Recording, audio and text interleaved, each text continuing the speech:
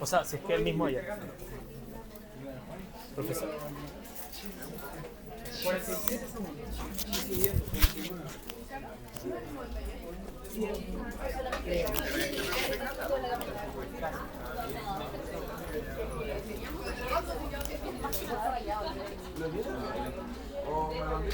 ¿Cómo demora tanto?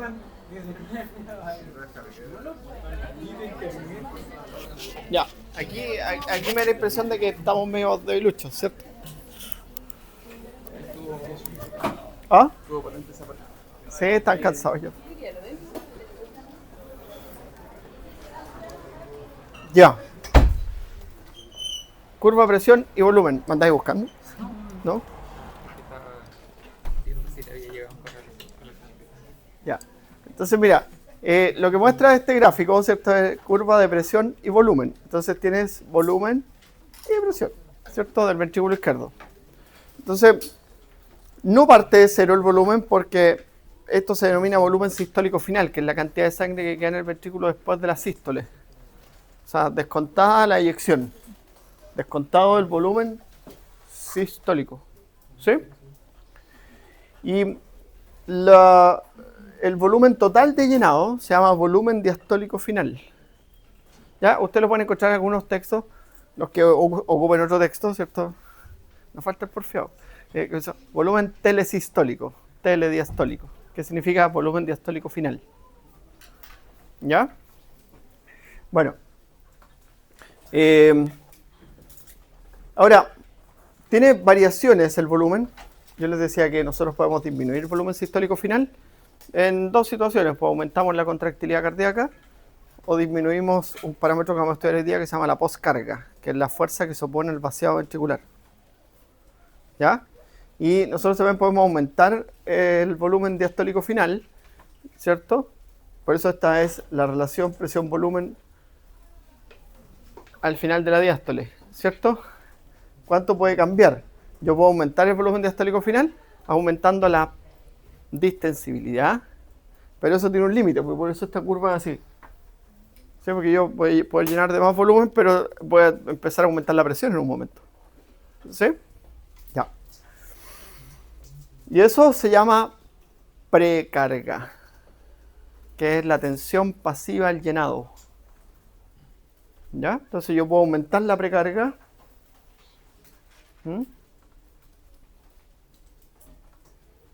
Eso. Ahora, aquí, ¿cierto? Es la variación presión-volumen al final de la sístole. ¿Sí? Entonces, esta curva, como les decía yo puedo aumentar la contractilidad y expulsar volumen extra. ¿Sí? Ahora, si la presión aumenta, ¿sí? Eso puede afectar el volumen sistólico. Y eso normalmente es cuando se produce cuando aumenta la postcarga, que es la fuerza que se opone al vaciado ventricular. ¿Ya? Ya. Ahora, también dijimos que esta curva, ¿cierto?, se movía en sentido contrario a las manillas del reloj. Por lo tanto, yo tengo la fase de llenado A. Llenado lento, llenado rápido, incluso en algunos textos, ¿cierto? Aparece aquí una curvita que muestra la sístole atrial, que estaría aquí. ¿Sí? Esto puede, algunos son así. Más exacto, cuando muestra la curva presión-volumen. Tiene como una, no es ahí cuadrado, sino que es así. Y ahí muestra la sístole atrial. Ya, en el B siempre es contracción isovolumétrica, porque aumenta la presión sin cambios de volumen. ¿Sí? Después tenemos, ¿cierto? Después de la apertura de válvula aórtica tenemos la eyección rápida y reducida. ¿Ya? Y después en D tenemos la relajación isovolumétrica, ¿cierto? Que hay un descenso de la presión sin cambios de volumen. Y en los extremos siempre, en los ángulos siempre tenemos apertura o cierre de válvula. Entonces aquí, para que se llene, apertura de la mitral. La mitral es la Atrio ventricular izquierda. Mitral. Yo les expliqué ayer que anatomía, siempre le dice el profe. Dice. ¿Ya? Pero la enfermedad se llama enfermedad mitral. Insuficiencia mitral. ¿Ya? Y cuando está haciendo ecografía, el médico le dice, ahí está la mitral. Y todo va a decir. No le podéis corregir, pues ya. Hay cosas. Yo en la mañana. ¿Qué están haciendo en la mañana? No me acuerdo, se me olvidan las cosas. Se me olvidó. Claro, hay cosas que a veces tú. Lo de la fiebre. La fiebre siempre dicen. En fisiología siempre dicen, oye, sube el set point. Eso no es así. ¿Ya?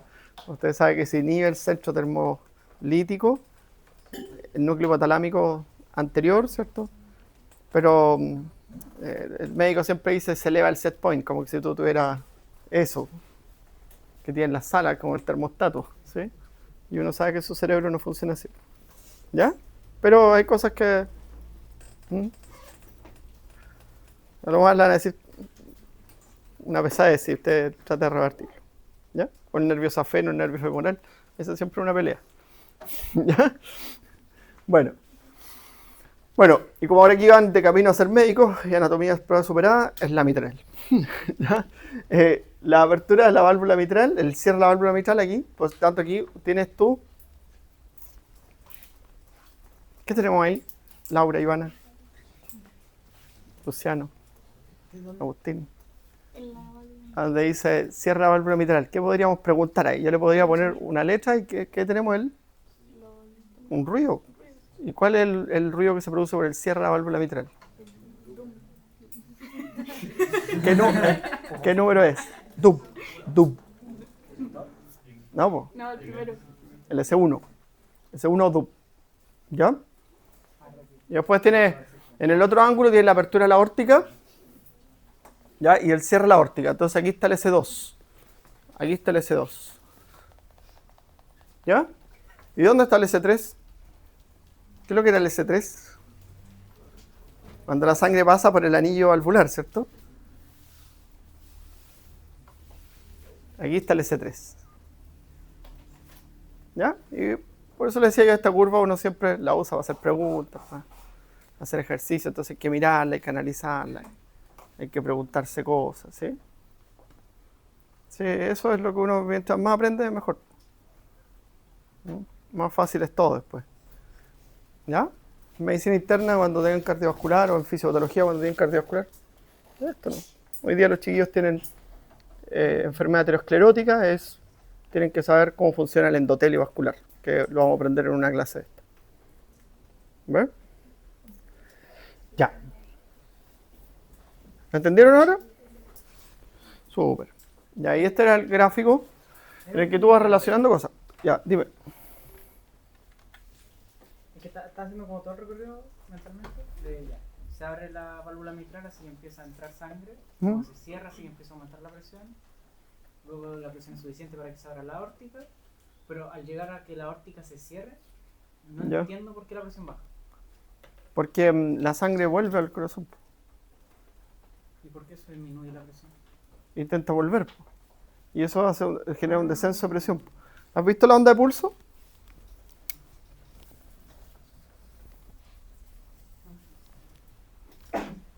Una onda de pulso.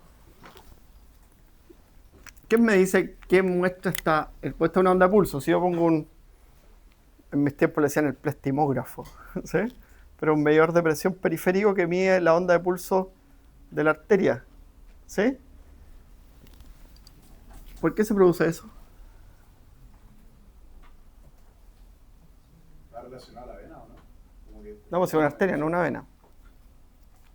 O sea, si lo mencionas por eso, ¿será que hay un pequeño reflujo de Ya. ¿Qué refleja eso? Porque tú ves la onda de pulso y ves el pulso cuando hacen, cuando conectan los pacientes a los monitores, le ponen el oxímetro de pulso y se ven unos gráficos que son así como eso. Tut, tut, tut, tut, tut, tut. Y ese gráfico tiene esa muesquita. ¿Qué muestra esa muesquita? Cierra la válvula. ¿Cierra? De la válvula. Bien, Guillermo, te ganaste un 7. 7. En el control. ¿Ya? Se lo debo, ¿ah?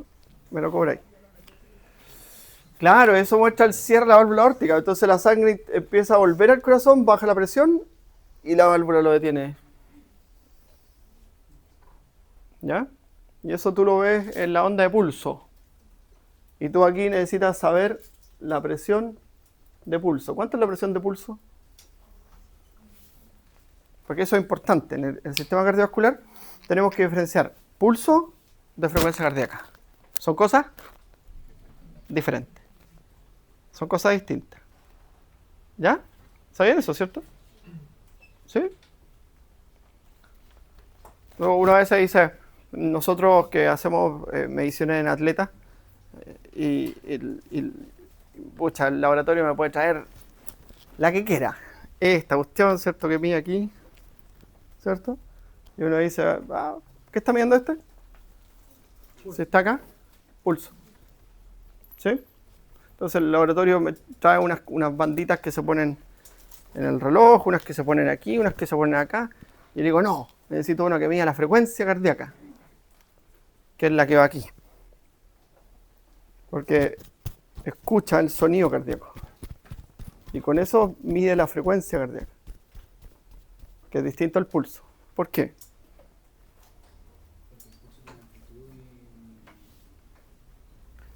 La frecuencia cardíaca es un evento, ¿cierto?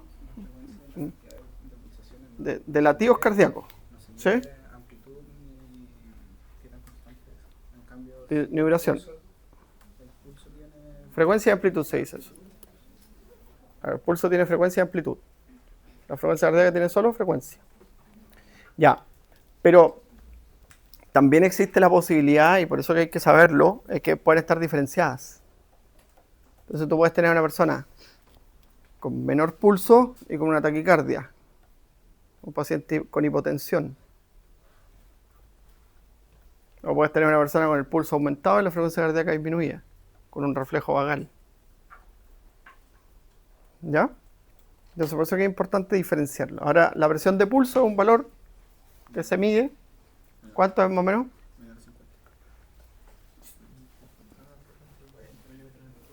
Ya, pero sin adivinar. Pueden hasta buscar. ¿Cuánto es la presión de pulso? Porque la presión de pulso es esto. Finalmente es el valor que está aquí. ¿Qué sería?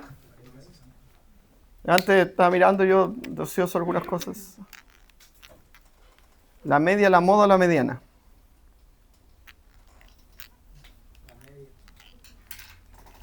¿Cuál es la media?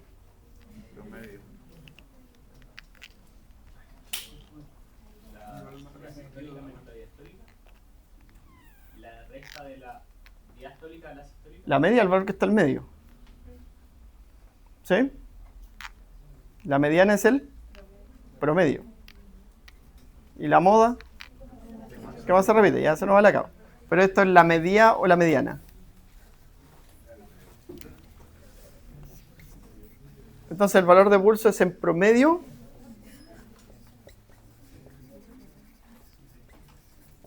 Listo. En promedio es mayor o igual a 75 milímetros de mercurio. ¿Ya? Pero eso es un valor de promedio de la presión de pulso periférico,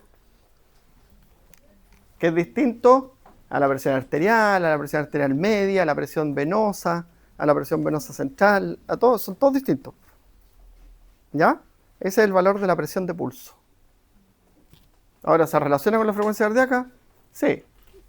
Pero cuando usted como médico, ¿cierto?, toma la decisión de poner un oxímetro de pulso a una persona, ¿para qué pone el oxímetro? Para ver la saturación de oxígeno. La frecuencia cardíaca no le va ni le viene, para eso pone un electro. Con el electro ve la frecuencia cardíaca. Entonces le ponen un oxímetro, los monitores multiparámetros, le ponen el oxímetro y le ponen unos parchecitos para tomar el electro. Y ahí ve la frecuencia cardíaca. ¿Ya? Es estimativo, ¿sí? El oxímetro de pulso y es barato además el oxímetro de pulso. Ya. Y ese es el cierre de la válvula aórtica. Y eso explica por qué desciende la presión. Ya, porque si tú lo miras esto, no puedo rayar aquí, pero aquí estaría así, y sería la presión de la aorta, la presión aórtica. ¿Sí? Va arriba. Abajo va la presión del atrio y la que se mueve completa es la presión del ventrículo. ¿Ya? Listo. ¿Es mi idea o soy en el esquema después? Sí, po. Bien, Catalina. Ahí está el esquema. ¿Ves? Entonces, allá arriba va la presión de la aorta. Entonces, en este punto se correlacionan. ¿Te das cuenta? Y si tú haces un extracto, esta es la curva presión-volumen aquí. ¿Ya? Entonces, ahí está la presión de la aorta, ahí está la presión del ventrículo. ¿Sí? Y como la presión del ventrículo puede ser menor que la de la aorta en un momento, ¿sí? Pues porque es la presión del ventrículo. Ahora, eso no quiere decir que el corazón siga bombeando sangre. Por el efecto de la inercia de la contracción isométrica del corazón. ¿Sí? Ya. Entonces ahora usted se sitúa en uno de estos puntos y dice, oye, el primer ruido cardíaco coincide con el complejo QRS y con el cierre de la válvula mitral, ¿cierto? Y con el inicio de la contracción isovolumétrica. No hay cambios de volumen en esa etapa y la presión supera a la del atrio hasta que supera a la de la aorta, porque ahí pasamos a la otra etapa, que se llama fase de eyección, en el que el volumen desciende, coincide con el segmento ST, ¿ya? Entonces imagínate que esté en una alteración de ST, está afectado esto, la fase de eyección. Por lo tanto, genera un compromiso de la cantidad de sangre que expulsa el corazón. ¿Qué pasa con las personas que tienen estenosis aórtica? Estenosis aórtica, ya. ¿Qué es la estenosis aórtica para ti? La válvula, se refiere a la válvula aórtica. Ya cuando la válvula aórtica está estenótica, ¿qué va a tener que hacer ese ventrículo o qué le va a estar pasando a ese ventrículo? ¿Y qué te puede provocar la estenosis aórtica? Una hipertrofia cardíaca. Por eso que en esas situaciones, usted como médico, si es cardióloga, ¿cierto?, va a decidir reemplazar la válvula. ¿Qué pasa con la presión y el volumen? ¿Aumenta la presión? Aumenta la presión del ventrículo, pero disminuye el volumen sistólico. Porque está aumentada la poscarga. Y todos los factores que afectan la poscarga disminuyen el volumen sistólico. ¿Ya? Por ejemplo, en un hipertenso, que sería más o menos la misma situación, el volumen sistólico está disminuido. Entonces tiene una caída del gasto cardíaco un hipertenso. Que uno piensa todo lo contrario, ¿sí? Si el punto J del segmento ST está disminuido, ¿hay menor valor de eyección? ¿O no se ve tan efectivo? Ya, pero explícale a tus compañeros qué es el punto J, porque no saben qué es el punto J. El segmento ST y sirve para ver si está a nivel o no de la línea de base. Ya, la línea isoeléctrica. Ya. Claro, o sea, si está desplazado, va a generar una alteración de la fracción de eyección, finalmente. Y cuando hay un cambio en el segmento ST sin cambio de J, ¿qué ocurre? Si hay un cambio en ST, depende a cómo se genera ese cambio, si está aumentado o está disminuido. Pero genera el mismo efecto. Genera el mismo efecto, claro. Ya. ¿Ven? Han aprendido. Y ahí está lo mismo, pero ahí tiene los nombres, ¿no? ¿Pues ves? Ahora tiene los nombres. Ya, este es el esquema del Gayton, ¿cierto? Que dice, muestra esta curva, ¿cierto? Que sería el cambio que pudiese generar el corazón, po. Porque uno dice, mira, el corazón en reposo expulsa 70 ml a una frecuencia cardíaca de 70 latidos por minuto. El corazón por minuto expulsa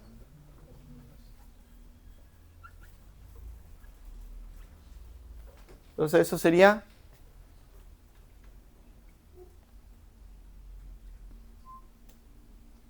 el gasto cardíaco. ¿Sí? El gasto cardíaco puede aumentar, por supuesto que sí. Entonces, por ejemplo, si tú estás haciendo ejercicio, ¿cuánto es tu frecuencia cardíaca promedio? Una persona en un esfuerzo medio.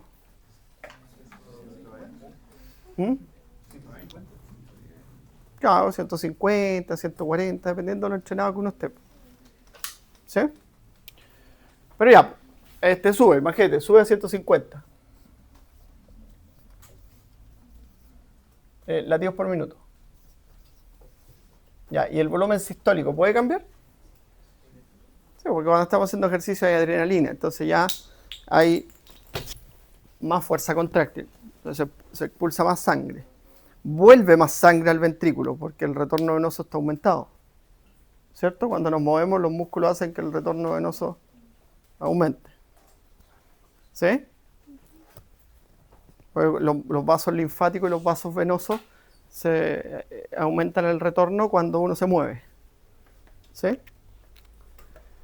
Bueno. Entonces, si vuelve más sangre al corazón, el corazón expulsa más sangre. ¿Cuánta más sangre podría expulsar el corazón? 120. Siempre réstale eso. ¿Ya? Siempre réstale eso. Entonces, mira. 120 está bien, pues. 120, 150. Súper bien. Ya, Catalina. Entonces, 150 por 150. ¿Cuánto es eso?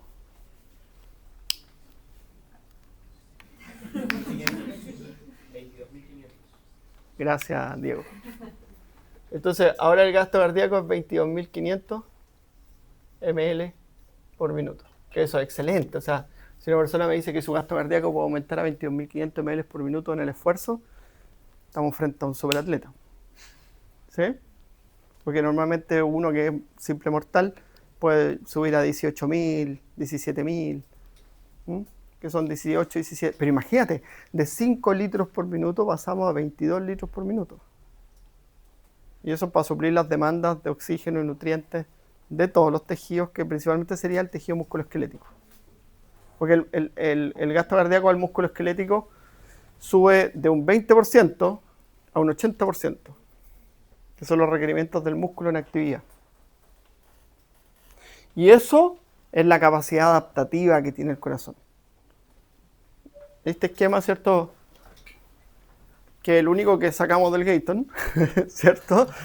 Después volvió el Gatorade a ser el soporte de la pantalla de la tele. Es súper bueno porque te muestra, y algo yo siempre lo pongo porque nos da como una realidad que es súper importante para ustedes. La capacidad adaptativa que tiene el corazón frente a los cambios homeostásicos es tremenda.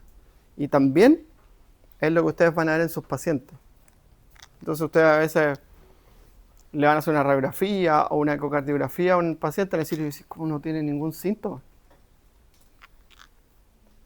Corazón hipertrófico, los músculos totalmente, o a veces una válvula mal funcionante, no sé.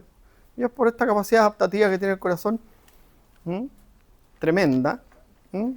Por lo tanto, le da una ventaja gigante al hipertenso, ponte tú, que empieza a tener síntomas 20, 25 años después que le diagnostican la enfermedad. En todo ese tiempo ustedes cuiden su hipertensión, control, su hipertensión, cuiden su hipertensión, control. Y cuando ya empiezan a tener problemas, si es que no, se mueren de un infarto en el camino o un accidente cerebrovascular, pero cuando empiezan a tener aterosclerosis, cuando empiezan a tener arterias coronarias tapadas con placas de ateroma, porque la hipertensión arterial aumenta la probabilidad y el riesgo de formar estas placas de colesterol en la arteria. Solo ahí vaya a ver que el paciente va a empezar a tener problemas, después de mucho tiempo. ¿Ya? Y es una tremenda capacidad adaptativa, y por eso yo siempre pongo esta esquemita que sirve para entender eso. ¿Ah? ¿Qué problema puede traer que el ventrículo esté bajo mucha presión? Creciente. Que el ventrículo bajo mucha presión va a desarrollar mecanismos hipertróficos. Entonces, existe la hipertrofia concéntrica, que el ventrículo aumenta su masa muscular, y eso va a disminuir la cavidad ventricular. Por lo tanto, eso va a afectar al volumen diastólico final. ¿Ya? Y existe la otra posibilidad de que se llama hipertrofia excéntrica, que el ventrículo crece y se dilata, ¿ya? Y eso va a afectar al volumen sistólico, porque en la medida que el corazón se distiende, pierde su capacidad contráctil. Entonces eso afecta al volumen sistólico.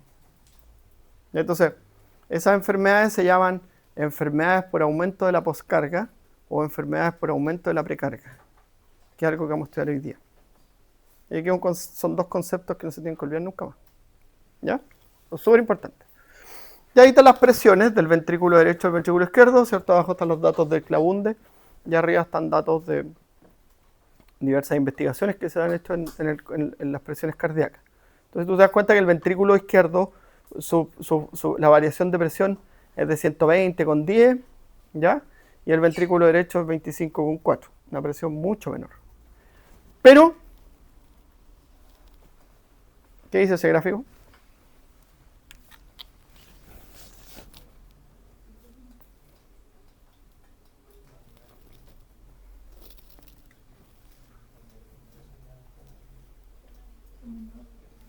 Los dos expulsan el mismo volumen.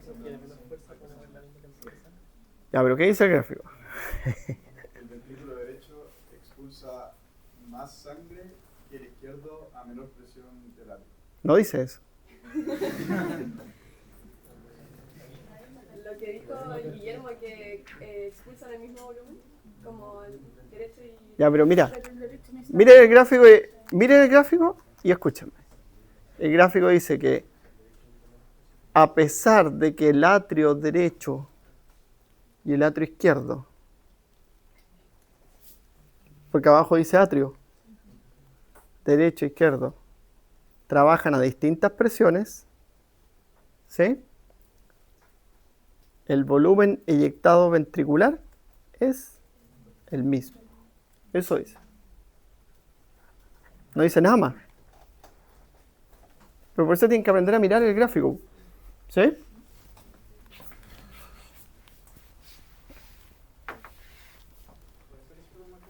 Claro. Entonces tú le... Pero no. Solo eso dice el gráfico, nada más. No hay que inventar. ¿Ya? Después viene fármaco, después de este curso, ¿cierto? Y ahí ponemos gráfico, güey. Entonces le digo, el fármaco A versus el fármaco B, ¿cuál es más eficaz? Tiene que venir el gráfico, ¿no? Y a veces así un texto de fármaco A, buena, 10 puntos. Y el otro, malo, todo malo. Cuento, ¿no? ¿Ya? Cuando uno mira un gráfico tiene que mirar el eje de las X y el eje de las Y. Y leerlo, tal cual como lo dice el gráfico. Entonces dice allí, la presión atrial es distinta, ¿cierto? Pero eso produce que el ventrículo derecho y el ventrículo izquierdo bombeen la misma cantidad de sangre, porque el volumen eyectado es el mismo. ¿Ya? Nada más, pues no dice nada más el gráfico. ¿Pero cómo se correlaciona la presión del atrio con lo que expulsa el ventrículo? Porque determina la presión de llenado. Porque acuérdense que el ventrículo está separado por tejido, entonces se mide la presión de los atrios cuando el ventrículo se llena. Acuérdense que cuando el ventrículo se está llenando, la presión del atrio seguía aumentando, ¿te acuerdas? Sí, me voy a preguntar algo.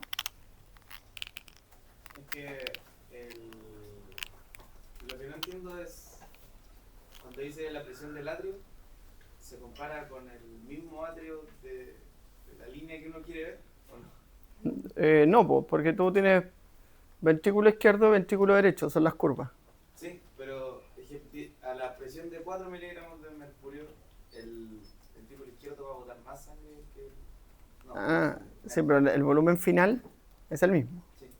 Eso es lo importante. O sea, uno lo hace más rápido que el otro. Claro, Ah, eso. porque la velocidad de acortamiento del ventrículo izquierdo es mayor. Eso. Cuando dice que el atrio se sigue llenando, es decir, aumentando su presión, mientras se sigue aumentando la presión mientras el ventrículo se va llenando, eso es respecto porque el ventrículo se llena de manera pasiva al Sí, inicio. porque es retorno venoso. El llenado ventricular y el llenado depende del retorno venoso. ¿Ya? Ya. Precarga. Por definición, la precarga es la tensión pasiva del ventrículo al llenado. ¿Sí? Y Starling, ¿cierto? Nos dice que a mayor precarga, mayor volumen sistólico. Ya ustedes lo dijeron ayer, esto lo recordaron, que a mayor llenado hay mayor elongación inicial de las fibras, hay más afinidad por el calcio, hay mayor concentración de calcio en el citoplasma, por lo tanto eso mejora el inotropismo estructuralmente en las células, ¿cierto? ¿Ya? Ya, entonces, si hay más precarga, hay mayor volumen sistólico en condiciones normales. ¿Sí? Entonces, si yo hago esto, ¿qué pasa con mi volumen sistólico? Aumenta. ¿Pero por qué aumenta? Porque al moverme, ¿qué estoy haciendo? Más retorno venoso. ¿Y dónde estamos ahí con eso? Aquí. Entonces el retorno venoso depende de la compliance venosa. ¿Ya? ¿Qué es compliance? Eso. ¿Sí? ¿Qué es compliance? Digámoslo en español, pues distensibilidad. ¿Sí? Entonces las venas, histológicamente las venas, ¿tienen músculo liso? Poco, tienen, poco. ¿Sí? Porque acuérdense que las venas son sensibles a la acción del sistema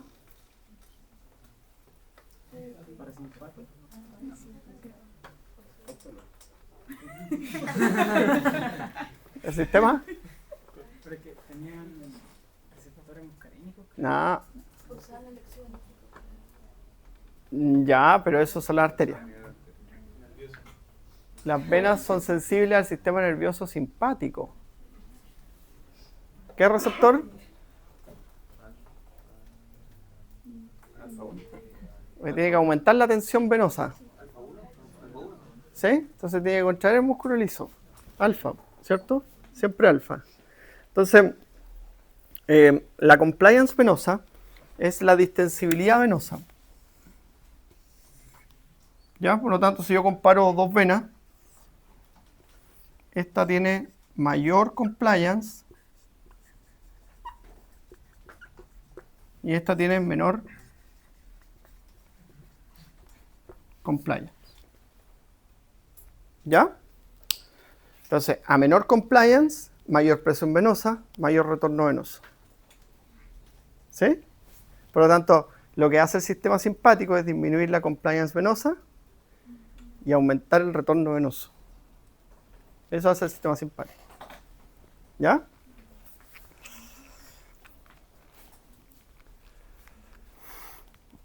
Entonces, ahora cuando yo camino, ese efecto del cambio en la compliance lo produce la contracción de los músculos. ¿Sí?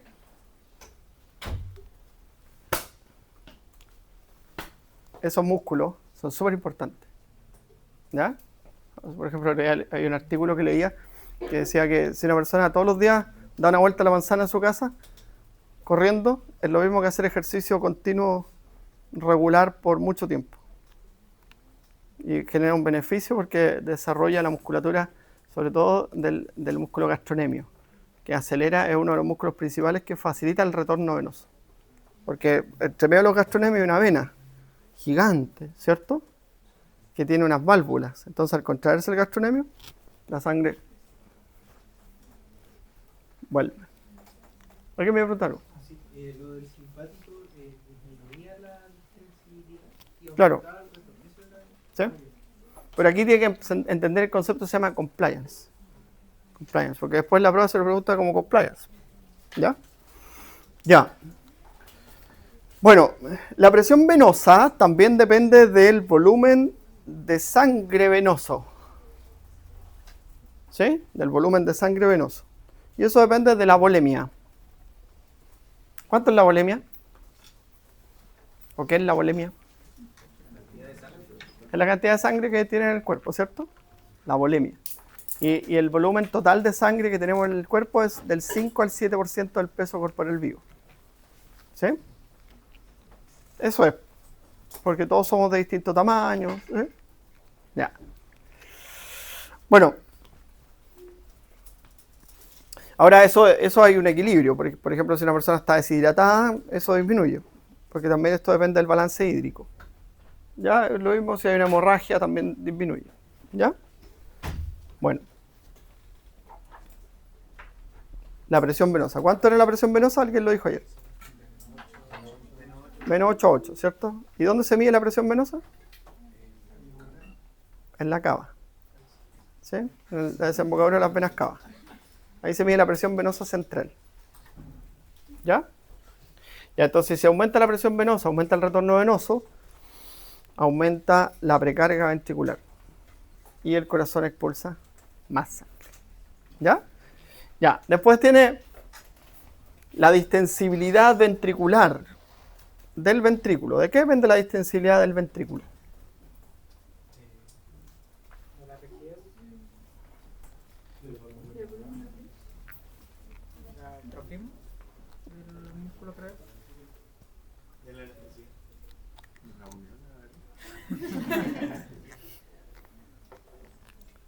Hay un parámetro que aprendimos en la fisiología 1. ¿Calcio? No. Uno es el inotropismo, es la contractilidad. El otro es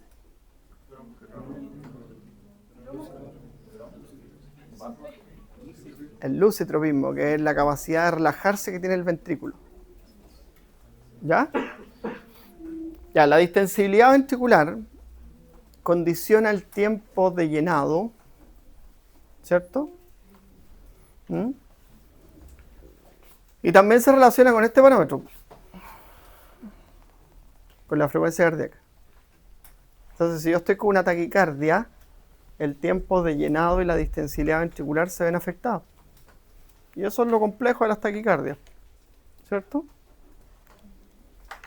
¿Mm? Entonces, una persona no entrenada, yo le digo, vaya a la escuela a buscar un papel, va corriendo, ¿sí? Se puede desmayar, su frecuencia cardíaca puede subir a 200, 210, ¿sí? Y no logra adaptarse, entonces sube. Y en un momento va a afectar el tiempo de llenado, ¿cierto? En cambio, si mandamos a nuestro atleta, va y vuelve lo más bien, ¿sí? Sin problema. Porque seguramente cuando trota, ¿cuánta frecuencia cardíaca tiene? ¿No? ¿No te medís la frecuencia? Mal, pues. Tiene que medirse la frecuencia. Por último, para y se mide la frecuencia. Bueno. Una persona entrenada, su frecuencia cardíaca varía por zonas. Y si va a hacer un ejercicio suave, va entre 80 y 90 latidos por minuto, desde ahí entre 90 y 110, entre 110 y 130, 130 y 150, 150 y 170. Entonces, 170 es como el máximo de frecuencia cardíaca que uno tiene cuando hace un ejercicio extenuante. ¿Ya? Bueno.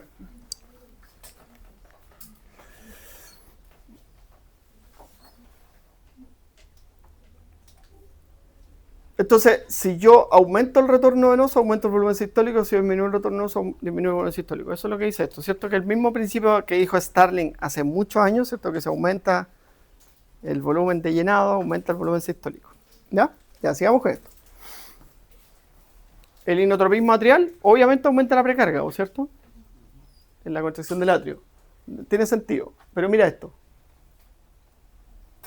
La poscarga o la resistencia al flujo de salida, resistencia al flujo de salida, si aumenta, ¿qué pasa con la precarga? Aumenta, o si lo dice el esquema. ¿Pero qué sentido tiene eso? ¿Por qué va a aumentar la precarga? ¿Qué factor va a aumentar la poscarga?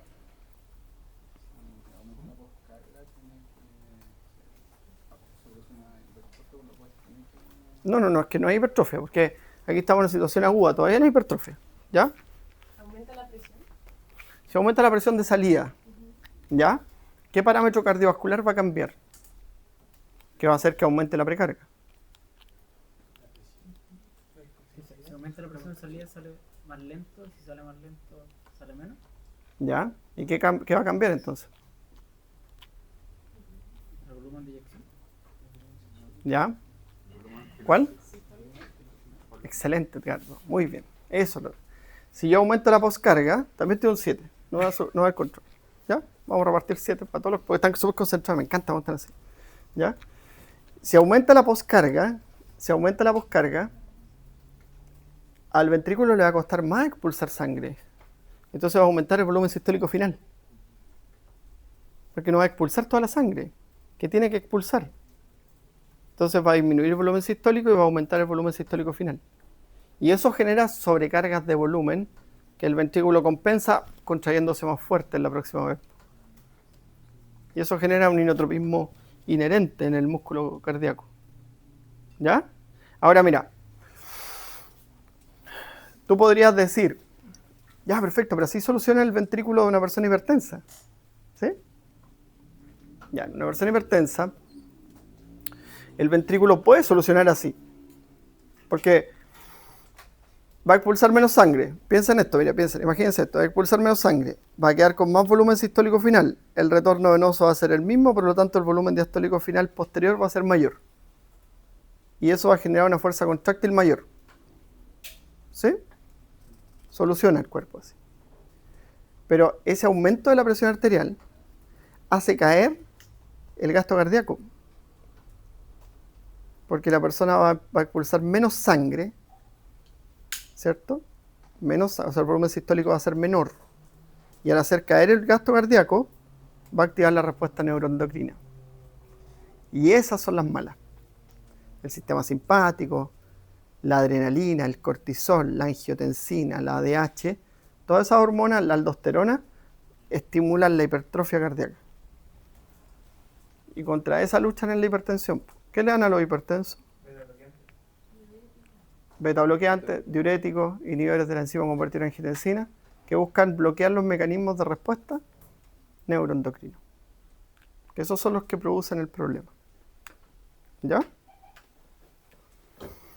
¿Me entienden? ¿Me siguen? Vamos. Súper. Le hizo bien la segunda de la carrera, volvieron. Bien, ya. Entonces, mira, la frecuencia cardíaca lo conversamos también, ¿cierto? Mira esto, el inotropismo ventricular. Si hay menos inotropismo ventricular, va a haber más precarga. Si aumenta el inotropismo, va a disminuir. ¿Ya? Y esto, mira. La resistencia al...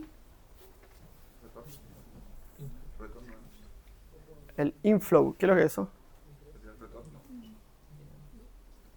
El llenado, ¿cierto? Bien. Bien, Fernando. El llenado, la resistencia al llenado. ¿Ya?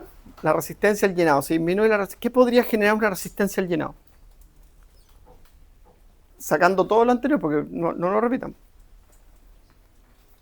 ¿Llenado de qué? Ventricular. ¿La presión? ¿Cuál presión? De la otra. La atrial. No, piensen en el corazón. Ustedes son el corazón. ¿Qué podría afectar su llenado? Que no sea ninguno de los que mencionamos anteriormente. Una estenosis de la válvula mitral. O una disminución de la presión arterial.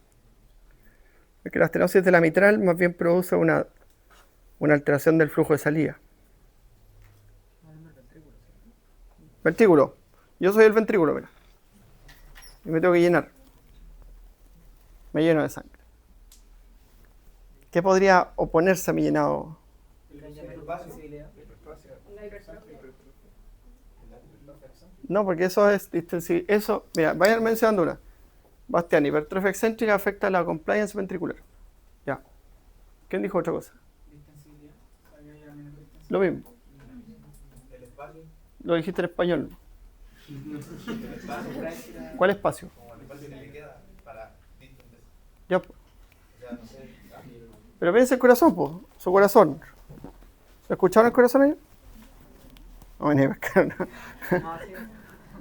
Ah, Que afecta al mediastino eso, bien. Entonces, excelente, sí, 7, Bastián. Los elementos de la caja torácica. La presión intratorácica. La integridad o estabilidad funcional del pericardio. Imagínate que tenga un taponamiento cardíaco. ¿Han escuchado hablar lo que es un taponamiento cardíaco o tamponamiento cardíaco alguna vez? El pericardio se llena de líquido, sangre. ¿Qué pasa si el pericardio se llena de sangre? ¿Qué es lo que es la membrana pericárdica? ¿Viste el movimiento? ¿Qué características tiene? Seroso. ¿Qué tejido tiene? Fibrosis. ¿Qué características histológicas tiene? Es fibrosa. Entonces no es distensible. Si es fibrosa no es distensible. Entonces restringe. Y a veces las personas tienen taponamiento cardíaco, producto de un accidente de tránsito, ¿cierto? La membrana pericárdica se llena de sangre y obviamente eso restringe el llenado del corazón, ¿sí?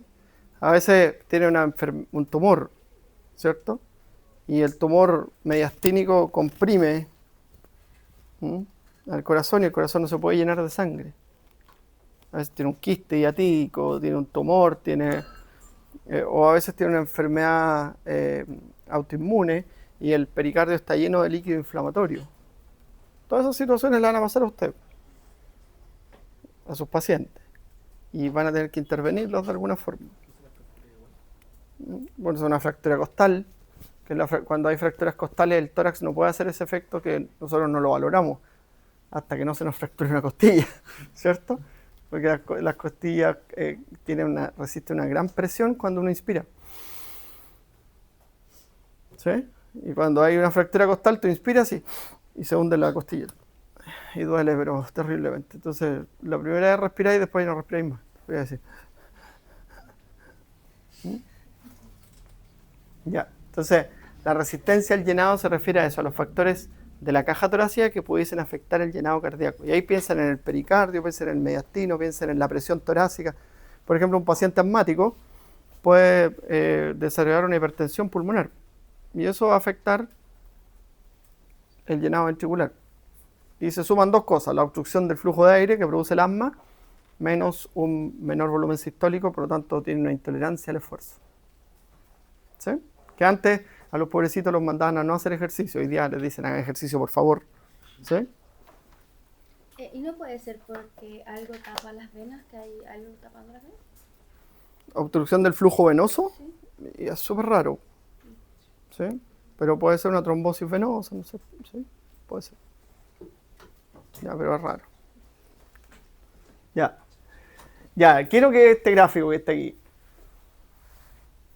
también son todos del Claunde, ¿eh?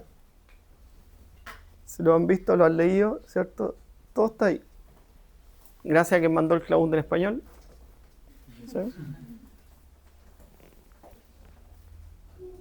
La longitud en descanso y con la precarga.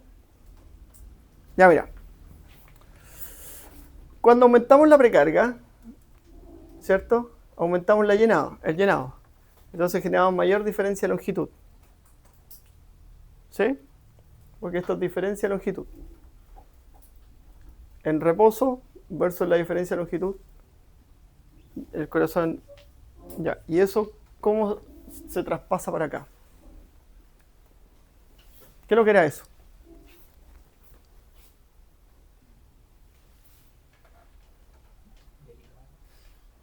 Presión de longitud.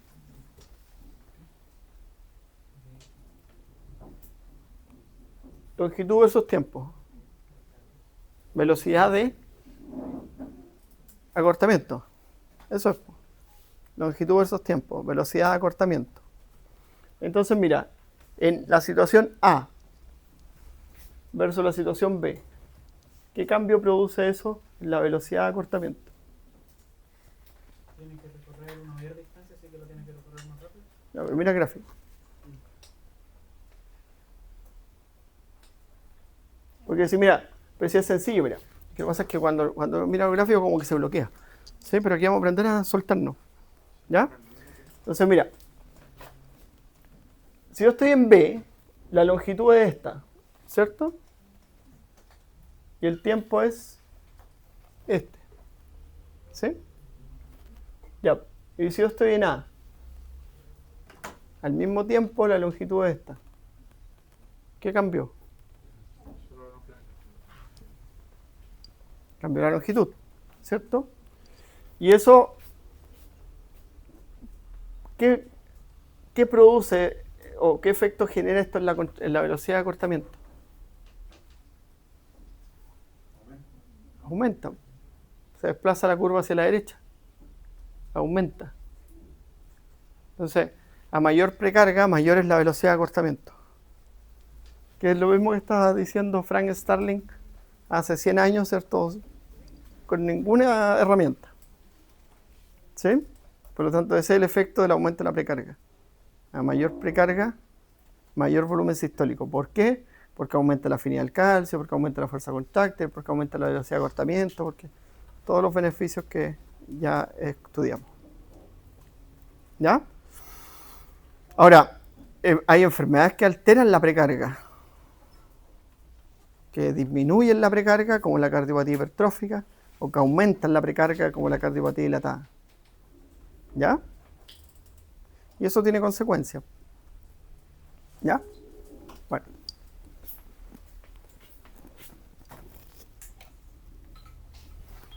Mira, en un corazón hipertrófico, ¿sí?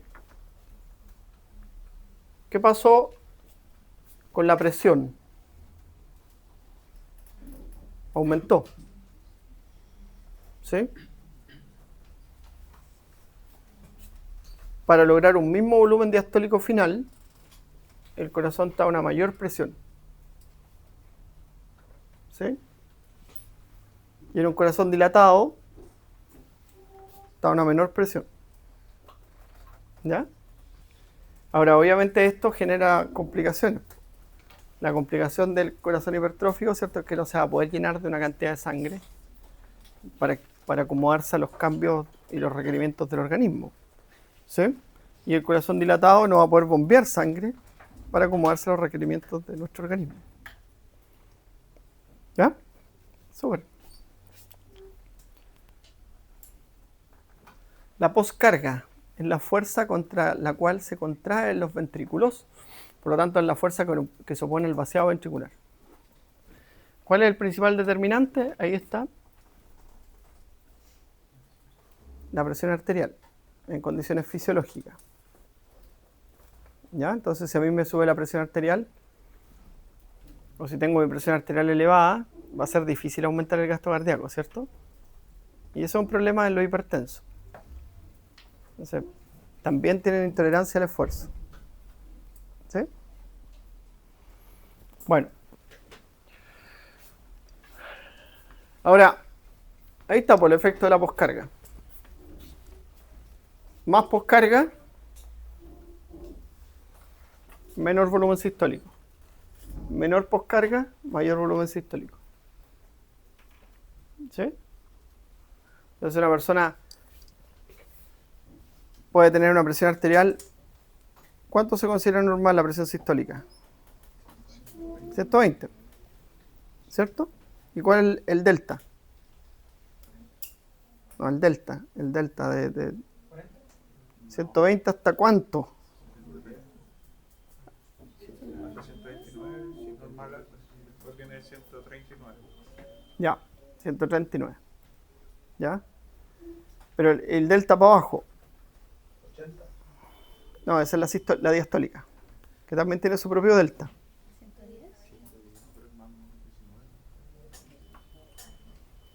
110, 100, ¿cuánto? 100, 120, ¿no? Dependiendo del individuo, ¿sí? 100, 120.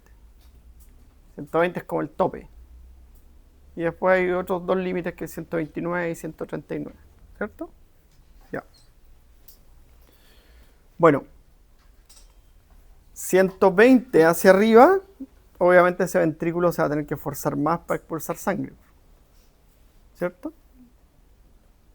¿Mm? Ahora, si es muy baja, va a afectar el volumen sistólico y obviamente va a afectar el flujo sanguíneo regional de los tejidos. Porque hay que pensar las dos variantes. Porque siempre uno mira la hipertensión, sí, siempre vamos a mirar la hipertensión porque tiene una alta prevalencia y todo, ¿sí? Pero bueno, si tú aumentas la poscarga, en definitiva en condiciones fisiológicas sería un aumento de la presión arterial. Después tienes variantes como la estenosis aórtica, la estenosis pulmonar, ¿cierto? Que es de la válvula, que puede estar más estrecha a lo normal, ¿sí? Y ahí la gente, dependiendo de la estrechez que tenga, hay unos criterios, si es candidato a que reemplacen la válvula, que se reemplacen las válvulas. ¿Sí? Es complejísimo, ¿sí? Pero se reemplaza. Ya.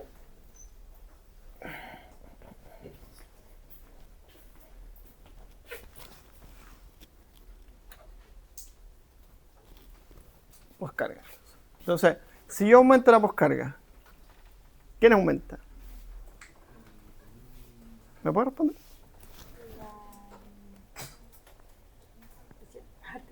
Ya. ¿Y qué aumenta, qué cambio produce en el corazón eso?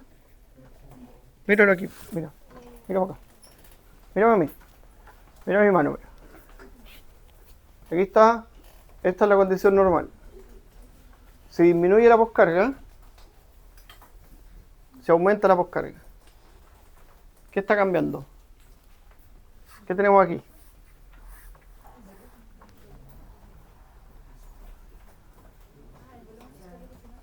Claro. Si aumenta la poscarga, aumenta el volumen sistólico final. ¿Ya?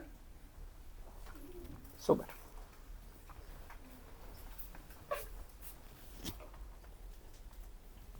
El inotropismo se refiere a la fuerza contráctil, ¿cierto? De los inótropos positivos. Toda sustancia química que sea capaz de aumentar el calcio intracelular en la fase de meseta. Catecolamina circulante, activación simpática. Y hay dos efectos, ¿cierto? Que los vamos a analizar acá. Por ejemplo, el efecto ANREP es por aumento de la poscarga. Y eso genera un aumento del inotropismo. ¿Sí? Es un efecto del corazón. Una respuesta refleja del corazón.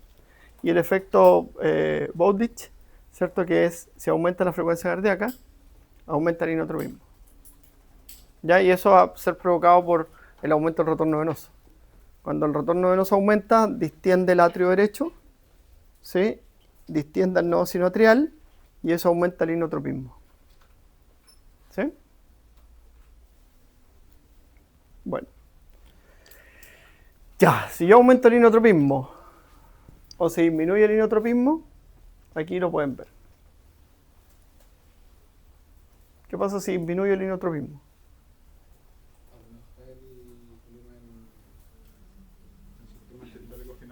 Aumenta el volumen sistólico final. Y si aumenta el inotropismo, disminuye el volumen sistólico final. Entonces se dan cuenta que cuando generamos estos cambios adaptativos, de aumento de la precarga, todo como que de todos lados se suma un poquito. El inotropismo disminuye el volumen sistólico final, la precarga aumenta el volumen sistólico, entonces todo eso lleva a esto, a lo que nosotros hicimos hace un rato acá. Perdón. ¿Cierto? Todo nos llevó a un aumento. ¿Sí? Pero todos estos comportamientos, ¿cierto? Son del modelo de la U invertida. ¿Cierto? ¿Qué significa? Que generan aumento hasta un punto. ¿Ya? Porque yo si genero al corazón una sobrecarga de volumen, el corazón no se puede adaptar. Y hay enfermedades que generan aumento o sobrecarga de volumen.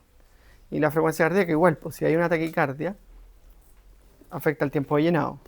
Pero si yo subo la frecuencia cardíaca gradualmente, va a mejorar el gasto cardíaco. Ya, pero si tiene 300, no va a mejorar el gasto cardíaco. Porque si yo tengo 300, yo puedo tener 300 aquí, pero este va a ser 10. ¿Sí? Suben juntos, pero en un punto se empiezan a atacar ambos. Eso se llama modelo de la U invertida. ¿Ya? Como el estrés, ¿se acuerdan? Que tenía ese modelo. Ya. Y ahí esto lo vamos a definir y vamos a mirar esto, vamos a terminar la clase con esto. El gasto cardíaco. El gasto cardíaco es la cantidad de sangre que expulsa el corazón en un minuto. Más o menos ya sabemos cuánto es, ¿cierto? De 4.500, 5.000, depende de cada uno, ¿cierto? ¿Cuánto pesa usted? 70 kilos. Ya, 70 kilos. ¿Cuánto es el volumen, la volemia? Ya saquen el 7%. ¿Cuánto? Te voy a creer. 4,9 litros. Ya esa es su volemia aproximada. El volumen total de sangre. Y tú no puedes mover el volumen total de sangre. ¿Ya? Ya, ¿cómo calculamos ahora el gasto cardíaco de Luciano?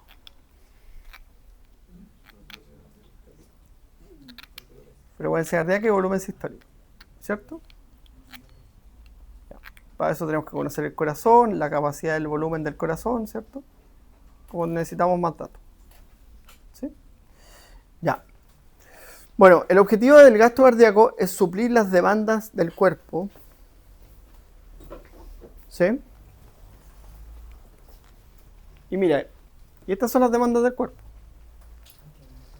Entonces, un 3% se va al músculo cardíaco, un 6% a la piel, un 5% a los huesos, un 14% al cerebro, un 15% al músculo esquelético, un 22% a los riñones,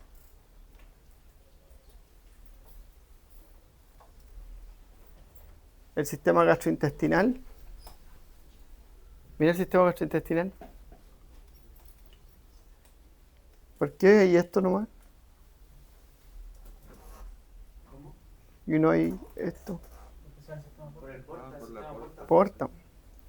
Y mira el hígado.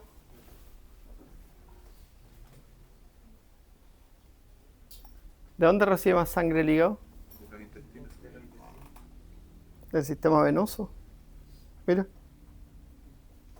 El hígado es un órgano que recibe más sangre del sistema venoso que de la sangre arterial. La arteria hepática tiene un flujo de sangre, ¿sí? Pero ese flujo de sangre lo comparte con la arteria hepática. ¿A qué da origen?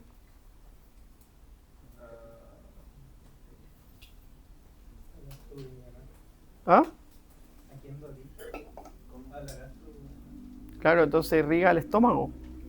Entonces imagínate, el flujo de la arteria hepática, ¿cierto? Se comparte con el hígado y el estómago. Porque el hígado principalmente recibe sangre del sistema venoso, de la vena porta. ¿Ya? Bueno. Mira, tengo un... para que discutamos, para que queden pensando. Ahí está la fracción de eyección. ¿Ya?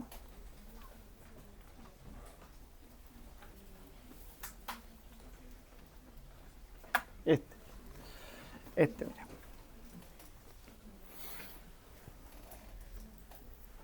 Entonces nosotros dijimos que cuando hacíamos ejercicio el gasto cardíaco podía aumentar hasta 25 litros por minuto. Miren esto. Entonces ese aumento se refleja absolutamente en el músculo. ¿Ya? Pasó de tener 15 a un 20% a tener un 80 a un 85%.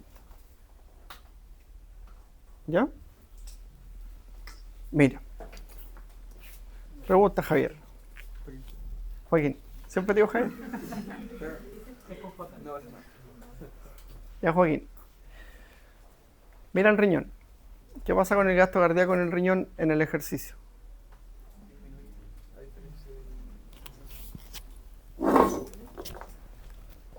Disminuye.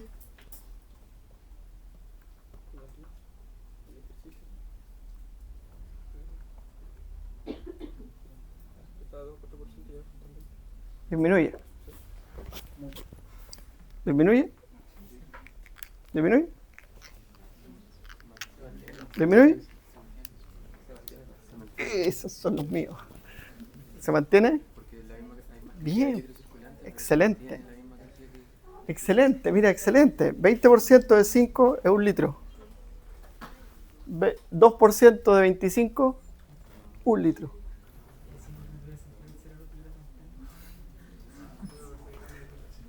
El otro, Luciano, el cerebro. Recibe más. ¿Ah? Recibe más. Es lo mismo. 15 mismos. Lo mismo. Esos dos órganos tienen mecanismos de autorregulación del flujo. El flujo sanguíneo, la presión arterial.